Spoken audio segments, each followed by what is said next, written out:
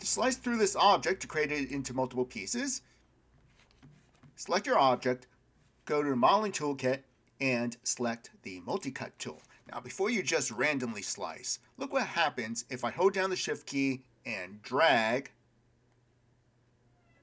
Your model gets destroyed. Why is it getting destroyed? Because it's cutting through two cross sections of faces. The other tip, let me hit undo for that. The other tip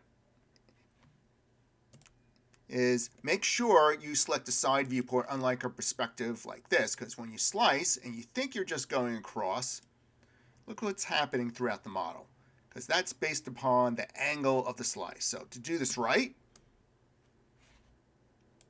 pressing 3 key to make it look smooth again, select your object,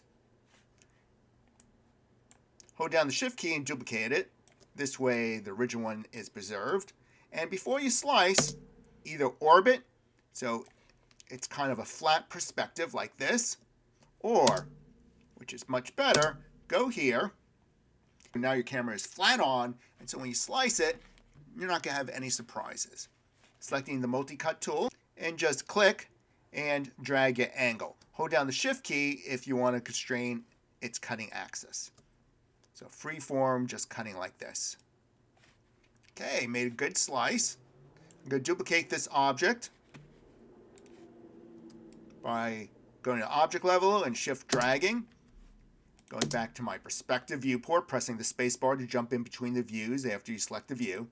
On this one, I'm going to select the faces up here and delete them, which that cut couldn't have been done before because there was no extra information in there. On this one, I'm going to select everything on the bottom, like this, and delete. Now you might see an extra piece showing through. That's because this is indented, extruded inward. If you don't want that to show up in your model, you can just select that face and press delete, and then just delete the ones going around.